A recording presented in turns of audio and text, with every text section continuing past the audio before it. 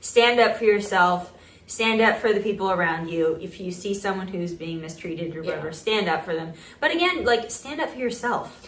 Like, if someone's walking all over you, don't let them do that. You know, stand up for yourself. Yeah, and don't rely on others to stand up for you. You need to do it yourself, but also be the one to stand up for others. Now that you're part of the royal family, we must be careful of the image that you project. I just always thought that my wedding would be about being with the person I love. I didn't realize it meant having to give up who I am. Hello, welcome to the Cindy Show.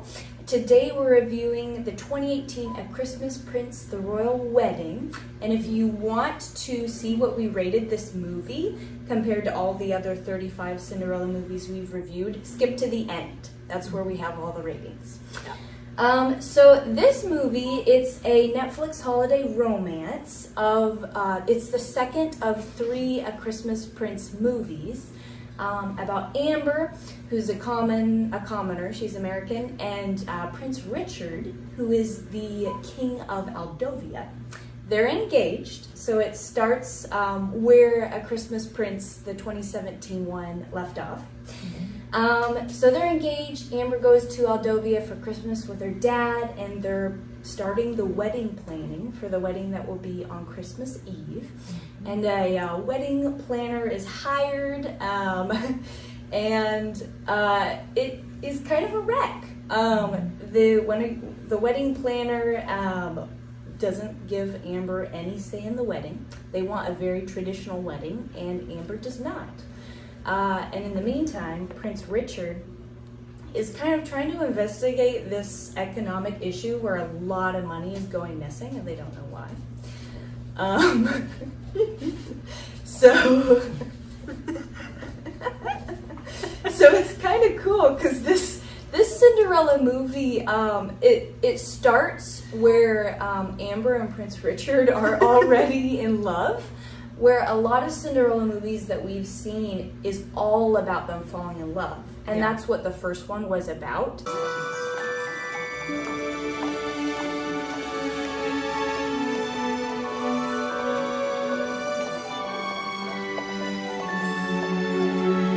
But it's kind of cool because this one is all about right before the wedding, which you usually don't see in a Cinderella movie. Yeah, so in this one, if you watch this, you will find that Prince Richard has many opportunities when he should have stuck up for Amber, but he does not. One of them being they were going to have like a photo done, really professional photo, and the wedding planner and Mrs. Averill are trying to get Amber to take off the necklace that she's wearing. And the necklace is a locket of her mother, her late mother, and she doesn't want to take it off, but she's basically forced to. And that really makes Amber feel bad. And there's just a lot of like traditional things that are like forced on Amber to do that the wedding planners are pushing. And she really doesn't get any support from Prince Richard. This is exactly what we don't want. That you cease from any further investigation and any activity pertaining to your blog immediately. No way. Your Majesty? Really, Richard? Amber. Yeah, you'd think that like the future queen of a country would have a say in something, and you'd even think that the king would have a say. But the wedding planner and Mrs. Averill are constantly like just plowing over them, which felt unrealistic. It was super annoying. Like, stand up for your fiance. What on earth? That bugged me. I mean, at the end, he did stand up for her, and she stood up for herself, but it took way too long. Yeah. So if there was to be a message in this movie, which, you know, it's a little hard to find a message, but if there was a message, it would be stand up for yourself, stand up for the people around you. If you see someone who's being mistreated or whatever, stand up for them. But again, like, stand up for yourself. Like, if someone's walking all over you, don't let them do that. You know, stand up for yourself. Yeah, and don't rely on others to stand up for you. You need to do it yourself, but also be the one to stand up for others. Yeah. Larissa! I'm not going to let you take him! We're coming to the end of our story now. Amber kind of does that. Yeah. For the people of Aldovia. Yeah, well, and she kind of does it for Princess Emily, too. Princess Emily was going to have a play. She was in a play, and it got shut down. They weren't able to do it. I think there was a strike or something, and it shut down where it was at. They couldn't use that location. And so Amber has the idea to bring the play to the palace and actually have the play. So she kind of stood up for Emily that way. Yeah. So that was good. Yeah. I did like that the issues in this film felt a bit more realistic than the first. And the first, it was just like, well, there's a bunch of deception. And then they got engaged. And it was like, what? Like, that was not earned.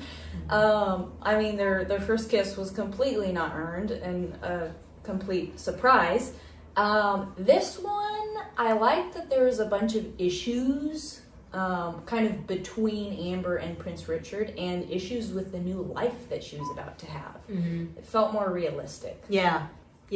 Usually at the end of a movie like this, many of them, like, they get engaged, he gives her a ring and everything, and she just whisks off to his life and everything. Yeah.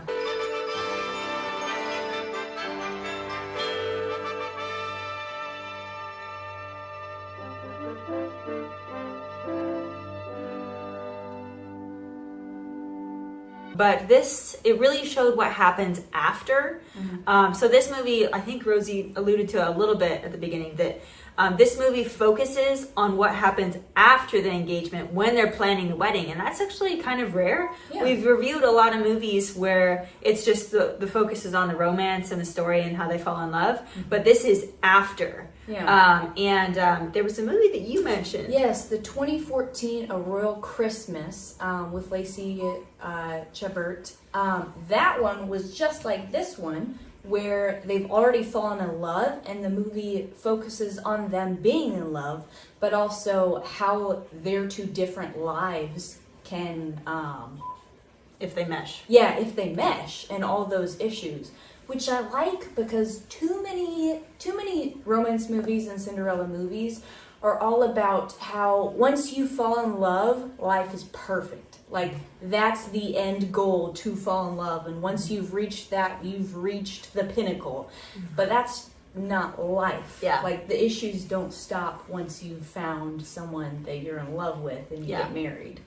Like, Yeah, so this one did a good job of showing, there was still some problems going on. Yeah. And they had to work through them. yeah. Oh, dude, the wedding planner Uh, was so annoying. Yeah. Oh my goodness. Yeah. I don't even remember his name, but he would wake Amber up in the morning, and he was just awful to her. Without informing me.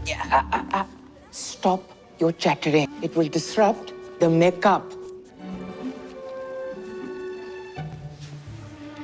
Like, the dresses that he would have her try on, and Mrs. Averill, the servant, they were just terrible to her. Yeah. And he was, I don't know if it was him as an actor or the way he was written, but I feel like he ruined a lot of scenes in the movie. Yeah.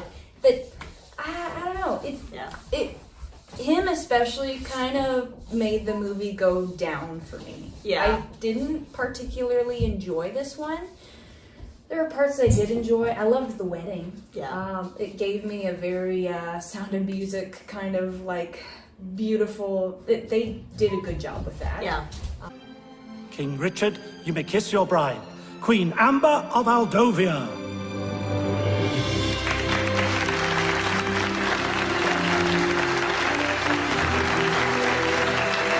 Dancing at the end of the movie. Kind of like how they normally dance at a ball, but instead of dancing at a ball, they're dancing as after they got married. I loved that. That was probably my favorite scene. Yeah. I liked how Princess Emily, so there was the whole thing they had to figure out with the economic crisis that was going on. And so Princess Emily ends up figuring out, using like a hacking system or something, kind of figuring out what was going on with the economic thing and money disappearing and stuff like that. Yeah. So that was interesting. So they really got Princess Emily involved. She's young, you know, and so I liked that. And I also liked how they had Amber, when they read, they're, you know, it's sitting down in the living room with Prince Richard and everything, and they're reading Christmas cards from people in the town, I guess. Yeah. And they read a Christmas card from a guy who is a worker, and he's very bitter, and he doesn't have some nice things to say. He's got some kind of not so nice things to say. So then Amber is inspired by that to research and do some detective work to try to see what's actually going on. And you'll see at the end of the movie, when you reach, it's surprising who is actually at fault. Yeah. Well, I mean, spoiler, but Lord Leopold, he's the big bad guy that's been basically draining money from the royal crown.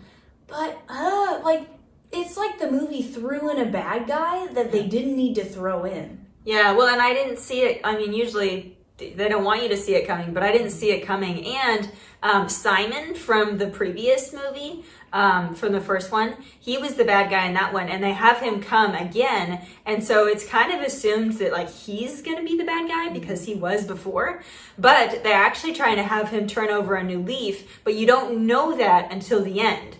Yeah. So it's like, okay. It was weird. Like, not every movie has to have a big reveal of who the bad guy is. This one didn't need a bad guy. It had enough drama to have without. There wasn't enough development to make him. It's like there was like a 1.5, like a movie in between that explained that, but there wasn't. Yeah, there was no background. Yeah, it was odd. I enjoyed the first movie. It was cringy, but it was like the good kind of cringe that you just sit there and you want to watch it. This one, it felt like it was actually pulling jokes on itself. Yeah, like at the end. At the end, Amber and her husband, the prince, or the king, they're like standing in a courtyard outside the castle, and they talk, and then they kiss, and you think it's gonna pull away from them like the very first movie did right after they got engaged.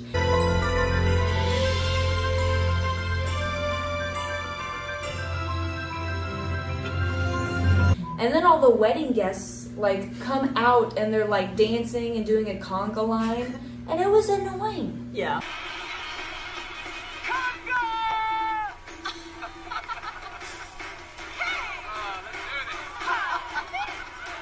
I thought it was stupid.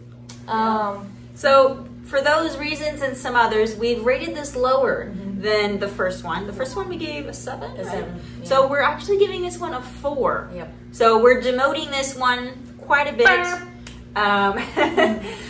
But yeah, we didn't like it as much as the first one. Nope. So kind of a common thing. The first one is better, and then the second one just yeah, they should have followed the formula that they did for the first one. But some good perks, you know, like with Amber helping out Princess Emily and everything. And cool idea. Yeah, but executed poorly. Yeah. Yeah. Right. So that is our review for today. Be sure and let us know if you know of any Christmas movies or Cinderella Christmas movies, or any Cinderella movies at all. Yeah. We have reviewed a couple kind of obscure Cinderella movies, and those are really fun to review some of those. So let us know if you have any suggestions. Yeah. All right.